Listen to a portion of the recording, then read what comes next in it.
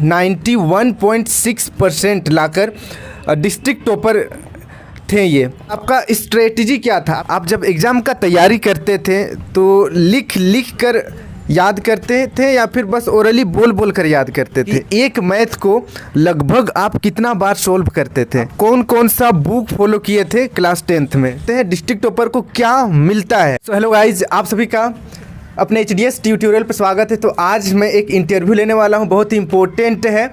मेरे सामने जो बैठे हुए हैं इनका नाम रितेश है। 2018 में इन्होंने मैट्रिक दिया और 91.6% लाकर डिस्ट्रिक्ट टॉपर थे ये, और इनका क्लासमेट लोग का भी अच्छा परसेंटेज आया था। तो सबका मैं एक सीरीज अभी शुरू करने वाला हूँ, टॉपर टॉक्स करके, ठीक है। तो सीरीज पहला है ये रितेश के साथ। इनका नाम है रितेश कुमार और झारखंड जेक बोर्ड से ही इन्होंने मैट्रिक का एग्ज़ाम दिया है और जिला सिमडेगा है और स्कूल का नाम है सरस्वती शिशु विद्या मंदिर सलडेगा सिमडेगा। तो मैं आप लोगों के लिए इनसे कुछ सवाल पूछूंगा ताकि आप लोग अभी जो एग्ज़ाम देने वाले हैं या नेक्स्ट ईयर या फिर 2-3 साल बाद क्लास 8, 9, 10 कभी ना कभी तो एग्ज़ाम देना ही है। और इस बार जो एग्ज़ाम दे रहे हैं उनका मार्च ही चल रहा है। अगले 14-15 दिन के अंदर आप लोगों का एग्ज़ाम शुरू हो जाएगा। तो इनका काफ़ी अच्छा परसेंट रहा है। तो इन्हीं से हम लोग जानते हैं कि हम लोग कैसे कम समय में या फिर पूरे साल, जो लोग क्लास 9 में हैं उनके पास तो भी पूरा 1 साल है, लेकिन जो क्लास 10 में अभी इस बार एग्ज़ाम देने वाले हैं उन लोगों के पास लगभग 15 दिन है। तो इस समय को वे कैसे उपयोग करें और इन्होंने कैसे 91.6 ओवरऑल, हम लोग इसको एवरेज में 92 कह सकते हैं, तो 92% कैसे गेन किए, मैं इन्हीं से कुछ सवाल पूछूंगा। इनका स्ट्रेटजी क्या था, कितने समय पढ़ते थे और किस तरीके से तैयारी किए, तो वीडियो के साथ बने रहिएगा। तो सबसे पहले रितेश कुमार, आपका स्वागत है मेरे चैनल पर और थैंक यू आने के लिए यहाँ पर। अभी हम लोग ऑक्सीजन पार्क कराची में बैठे हुए हैं। तो यहाँ पर मैंने कुछ क्वेश्चन ऑलरेडी नोट कर रखा है ताकि मैं इनसे सवाल कर सकूँ। तो सबसे पहले रितेश से सवाल है, एक्चुअली मैं भी सिमडेगा से हूँ, हम लोग दोनों सेम स्कूल से पढ़े हैं। चलिए, पहला सवाल, आपका स्ट्रेटजी क्या था? आप किस तरीके से प्लान किए थे कि आप ज़्यादा से ज़्यादा स्कोर गेन कर सकते हैं अपने मैट्रिक का एग्ज़ाम में? देखिए भैया, इसके लिए 2-3 पॉइंट मैं बताना चाहूँगा। सबसे पहला जो पॉइंट है वो स्टूडेंट्स को करना चाहिए, वो है टाइम मैनेजमेंट। जैसे कि उनके पास काफ़ी सारे सब्जेक्ट्स होते हैं, तो वे लोग सभी सब्जेक्ट्स को अलग अलग टाइम देने के लिए एक रूटीन बना सकते हैं, एक टाइम टेबल बना सकते हैं। तो स्टूडेंट्स काफ़ी अलग तरीके के होते हैं, मतलब किसी स्टूडेंट को किसी सब्जेक्ट में ज़्यादा रुचि है या फिर किसी सब्जेक्ट में मतलब वो उसे कठिन लगता है। तो इसके लिए मैं ये कहना चाहूँगा कि आप क्या कर सकते हैं, ऐसे स्टूडेंट्स जो उन्हें कठिन लगता है सब्जेक्ट, वो उसके लिए अपने टाइम टेबल में उसे कुछ ज़्यादा समय दे सकते हैं, और जो उन्हें इजी लगता है वो उसके लिए कम समय दे सकते हैं। और अगर सब्जेक्ट के बारे में बात करूँ तो कोई एक सब्जेक्ट है तो उसमें काफ़ी सारे टॉपिक्स रहते हैं। तो टॉपिक्स में भी क्या होता है कि कुछ टॉपिक्स जो होते हैं वो डिफ़िकल्ट होते हैं उनके लिए।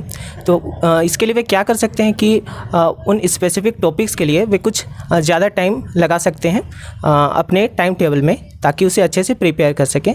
और जो भी इजी सब्जेक्ट्स हैं उनके लिए वे कम समय दे सकते हैं। और जो सेकेंड पॉइंट है वो होता है कि जो एग्ज़ाम के पहले जो होता है हमें जो है जो भी सोशल इन्वायरमेंट है उससे हमें कुछ दूरी बनाना चाहिए। ऐसा इसलिए होता है कि ताकि हम जो भी और सारे डिस्ट्रैक्शंस है उससे बच सकें। जैसे कि कोई भी फंक्शंस वगैरह है या फिर किसी भी शादी या पार्टी है तो उसमें आप जाना अवॉइड करें। आप घर में ही रह के पढ़ना कुछ ज़्यादा प्रायोरिटी दें। इससे क्या होगा कि आपका कंसिस्टेंसी जो है बना रहेगा और जो भी डिस्ट्रैक्शंस वगैरह है वो आपके सामने नहीं आएंगे। तो यही है स्ट्रेटजी। चलिए, मैं इस टॉपिक पर आने वाला था कि एग्ज़ाम के समय डिस्ट्रैक्शन से कैसे बचे। तो इन्होंने पहले ही से क्लियर कर दिया है कि अभी जो भी शादी का माहौल चल रहा है, ठीक है, तो शादी या फिर पार्टी, ये सबसे सोशल मीडिया से खास करके अभी आप लोगों को बच कर रहना है। सिर्फ 15 दिन का बात है, 15 दिन बोले या फिर पूरा एग्ज़ाम ख़त्म होने में लगभग 1 महीने। तो 1 महीने सिर्फ सोशल मीडिया, फ़ोन और पार्टी, दोस्तों से थोड़ा सा दूरियाँ बना कर रखे, ये बहुत इंपॉर्टेंट है। अब दूसरा सवाल हमारे टॉपर से, डिस्ट्रिक्ट टॉपर है, ठीक है। तो चलिए, एग्ज़ाम के दिन जो माइंड है उसको कंसंट्रेट आप कैसे करते थे? जैसे एग्ज़ाम है आज, तो कुछ ये करना है, वो नहीं करना है, ऐसा कुछ आप किए थे या फिर नॉर्मल जस्ट तैयारी की और एग्ज़ाम जाकर लिख लिए? इस पर क्या कहना है आपको? मेन बात जो मैंने कह चुका है कि कंसंट्रेशन के लिए आपको वही करना है। आपको जो भी बाहरी दुनिया है, मतलब एग्ज़ाम से 1-2 महीना के लिए आपको उससे आपको खुद को उससे कट करना है। तो यही जो बात है कि मतलब डिस्ट्रैक्शन उसी से आता है, बाहरी वर्ल्ड से। तो आप सेल्फ कंसिस्टेंट रह सकते हैं वही बाहरी दुनिया से अलग रख के। आपको बस खुद पर फोकस करना है, अपने पढ़ाई पर फोकस करना है। आपको बाहरी दुनिया से कुछ ज़्यादा मतलब नहीं रखना है इस 1-2 महीने के लिए, ताकि आप अच्छे से तैयारी कर सकें। सो रितेश जी से अगला क्वेश्चन, आप जब एग्ज़ाम का तैयारी करते थे तो लिख कर याद करते थे या फिर बस ओरली बोल कर याद करते थे एग्ज़ाम के समय में?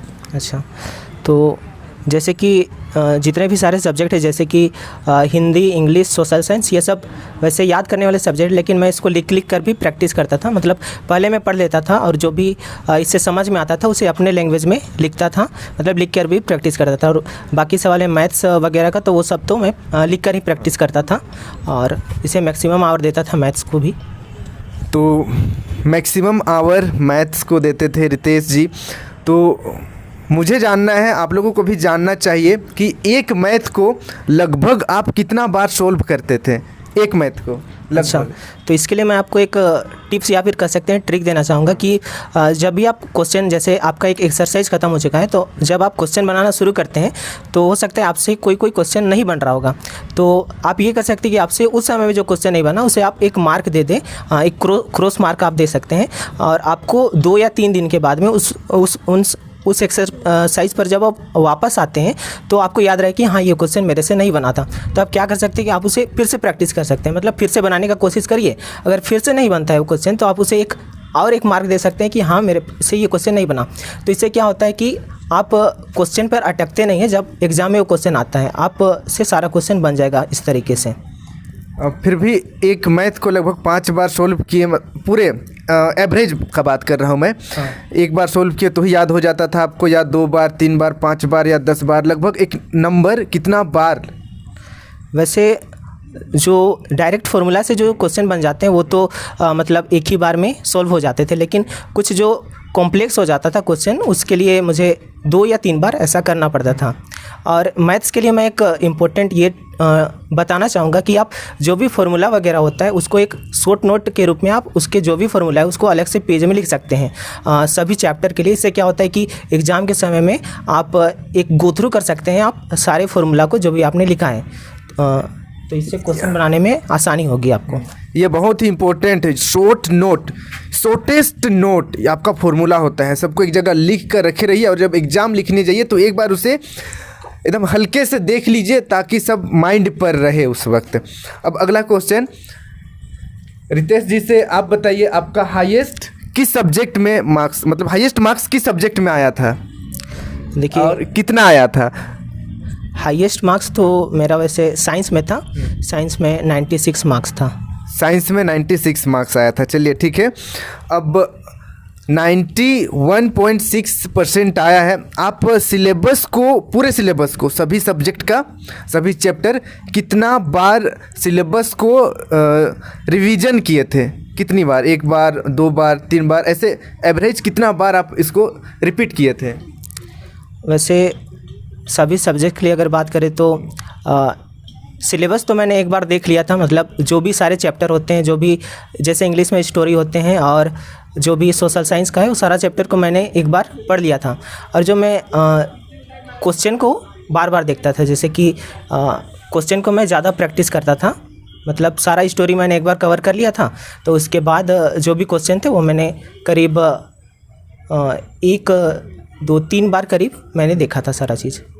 तो लगभग 2 से 3 बार आपको पूरा सिलेबस रिवाइज करना पड़ेगा। मैक्सिमम रिवीजन आपको ज़्यादा से ज़्यादा करना है ताकि आप जो छोटी छोटी गलतियां होती है उससे बचे रहें। ठीक है, तो रिवीजन बहुत इंपॉर्टेंट है एग्ज़ाम के टाइम पर, एग्ज़ाम मंथ में रिवीजन तो बहुत ज़रूरी है।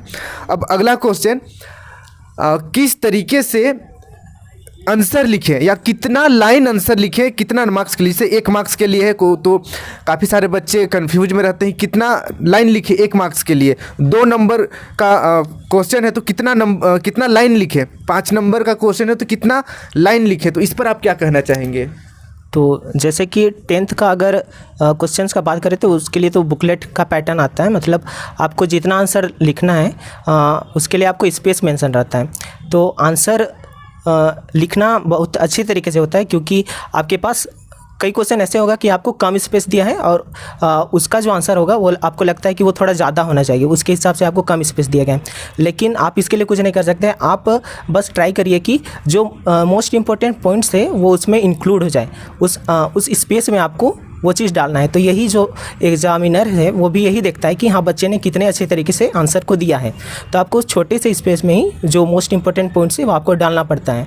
तो आप इसके अलावा जो भी आंसर्स होते हैं उसको आप पॉइंट में डिवाइड कर सकते हैं, ठीक है। आप पॉइंट्स में अगर लिखेंगे तो हाँ मतलब आप उसमें क्या कर सकते हैं कि एक हेडिंग दे सकते हैं या फिर जो भी इंपॉर्टेंट पॉइंट्स है उसको आप अंडरलाइन कर सकते हैं। तो इससे क्या होता है कि हाँ एग्जामिनर पे एक अच्छा इफेक्ट पड़ता है कि हाँ बच्चा पढ़ने वाला है, ये इसने अच्छे से आंसर दिया है, तो आपको मैक्सिमम मार्क्स मिलने का इसमें चांसेस बढ़ जाता है। तो आपको ऐसा करना चाहिए, ये मैं रिकमेंड करूँगा। तो देखिए कितना लाइन लिखें ये आपको सोचना ही नहीं है, ठीक है। आप प्रैक्टिस कर सकते हैं, आपके पास क्वेश्चन बैंक है, बुकलेट में जितना स्पेस दिया होता है लगभग पूरा आपको भरने का कोशिश करना है। अगर 2 लाइन है तो 2 लाइन ही आंसर लिखिए। 5 लाइन स्पेस दिया हुआ है तो 5 लाइन आपको लिखना पड़ेगा। एक पूरा पेज खाली दिया गया है तो पूरा पेज भरना पड़ेगा। रितेश जी का यही कहना है। और देखिए पॉइंट्स, जो इम्पोर्टेंट पॉइंट्स होता है उसको आप अंडरलाइन कर सकते हैं।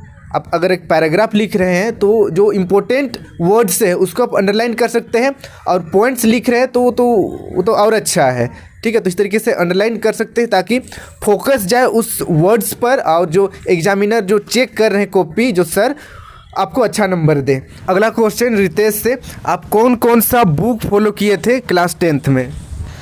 क्लास 10th में वैसे तो जो बेसिक बुक रहता है जो NCERT का वही मैंने फॉलो किया था। बाकी जो स्कूल में नोट्स मिलते थे वही आई थिंक वो सफिशिएंट रहता है किसी भी के लिए, किसी मतलब स्टूडेंट के लिए वही सफिशिएंट रहता है। तो आप जो नोट्स आपको मिलते हैं आप उसी को मतलब सारा नोट्स आप पढ़ लें, उसे रिवाइज़ करते रहें, आई थिंक वो आपके लिए इनफ रहेगा। ठीक है, तो स्कूल से जो आपको नोट्स मिला है और NCERT इनफ है, पूरा क्वेश्चन आपका NCERT से आता है तो NCERT ही आपको पढ़ना चाहिए। अगला क्वेश्चन कि आप गेस्ट पेपर पढ़े थे या नहीं पढ़े थे? हाँ, अगर पढ़े थे तो कब पढ़े थे गेस्ट पेपर? तो गेस्ट पेपर 10th के लिए वैसे लगता है कि मतलब जनवरी के आसपास में आ जाता है शायद, तो मैंने उसी के समय लिया था। और गेस्ट पेपर जो है काफ़ी इंपॉर्टेंट चीज़ होता है किसी भी स्टूडेंट के लिए, क्योंकि मतलब जिस स्टूडेंट ने सिलेबस जो है एक बार कवर कर चुका है तो वो गेस्ट पेपर के माध्यम से सारा चीज़ रिवाइज कर सकता है। तो इसके साथ ही आप जो भी स्टूडेंट है वो ले सकते हैं जो क्वेश्चन बैंक होता है जिसमें प्रीवियस 10 से 12 ईयर के जो क्वेश्चंस रहते हैं तो आप वो ले सकते हैं। और ये काफ़ी सही रहता है क्योंकि आपको एक उसमें एक एक्सपीरियंस मिल जाता है कि हाँ किस तरीके के क्वेश्चन आपको मिल रहे हैं। तो ये सबसे इम्पोर्टेंट होता है कि आप क्वेश्चन बैंक के सारे क्वेश्चन को प्रैक्टिस करें, क्योंकि काफ़ी सारे क्वेश्चन जो होते हैं रिपीटेड होते हैं। तो जो क्वेश्चंस जब आप एग्ज़ाम में बैठेंगे तो कुछ क्वेश्चंस ऐसा होगा कि हाँ मैंने ये देख रखा था क्वेश्चन बैंक में, तो ये सही रहता है, आपको क्वेश्चन बैंक को ज़रूर पढ़ना चाहिए।